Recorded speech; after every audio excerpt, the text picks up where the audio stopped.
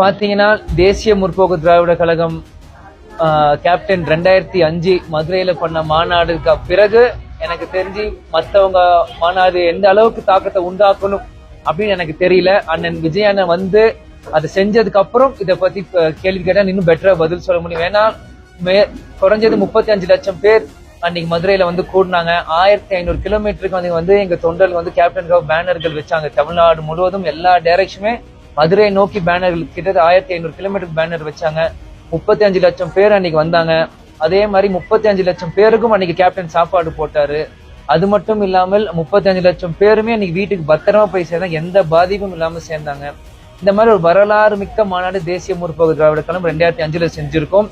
அதுக்கு இணையா இன்னைக்கு விஜய் அண்ணன் செய்ய முடியுமா இல்லையா என்பது அவர் மாநாடு நடத்தின பிறகுதான் தெரியும். எனவே விஜய் அண்ணனுக்கும் அவர் தமிழக வெற்றி கழகமும் தொண்டர்களுக்கும் இந்த நேரத்தில் தேசிய முற்போக்கு சார்பாக வாழ்த்துக்களை நான் தெரிவித்துக் கொள்கிறேன். 2 நாட்களாக நீலகிரி மாவட்டம் முழுவதும் தேசிய முற்போக்கு திராவிட கழகம் கட்சி பணிகளை செஞ்சுட்டு வந்துட்டு இருக்கோம்.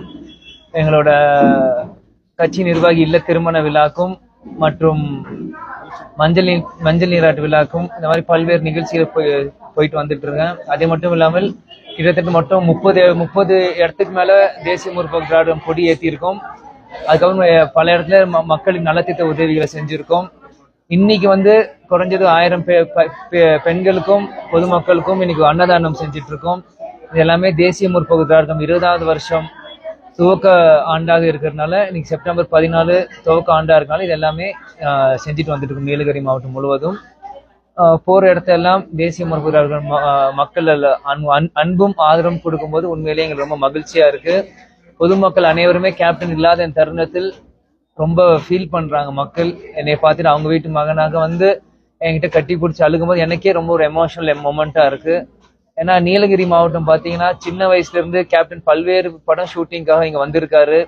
நிறைய படம் ஷூட்டிங் நீலகிரி மாவட்டம் செஞ்சிருக்கோம்.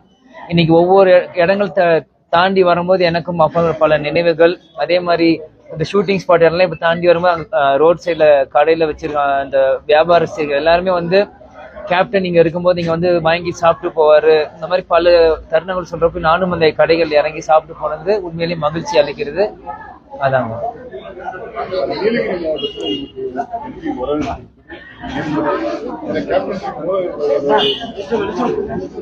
இல்ல எனக்கு பாத்தீங்கன்னா தேசிய முற்போக்கு திராவிட கழக தொண்டர்கள் சரி கேப்டன் ஆணைக்கு இணங்க தான் எப்பயுமே வேலை செய்வாங்க. இன்னைக்கு கேப்டன் இல்லாத அந்த தருணத்திலையும் அவங்க கூப்பிட்டுதான் அரசியல் மேடைக்குள்ள நான் வந்தேன். இன்னைக்கு அவர் தம்பியாக இன்னைக்கு அவங்களை அழைச்சி இன்னைக்கு நீலகிரி மாவட்டம் முழுவதும் ஃபங்க்ஷன் செய்யும் போது அந்த தொண்டர்கள் இன்னும் ஈடுபாடாக தான் இருக்காங்க. ஏன்னா கடந்த ஆண்டுகள் முன்னாடி மாற்று கட்சிக்கு போன அவர்கள் எல்லாமே மீண்டும் வந்து தேசிய முற்போக்கு திராவிடர்கள் வந்து இணையணும் அப்படின்னு வந்து கேட்டுட்டு இருக்காங்க. இதை வந்து நிச்சயமாக ஒரு வளர்ச்சி பாதையை தான் நாங்க பாக்குறோம். கண்டிப்பாக நீலகிரி மாவட்டத்தில் தேசிய முற்போக்கு திராவிடம் கொடிகட்டி பறக்கும் தான் நான் நம்புறேன்.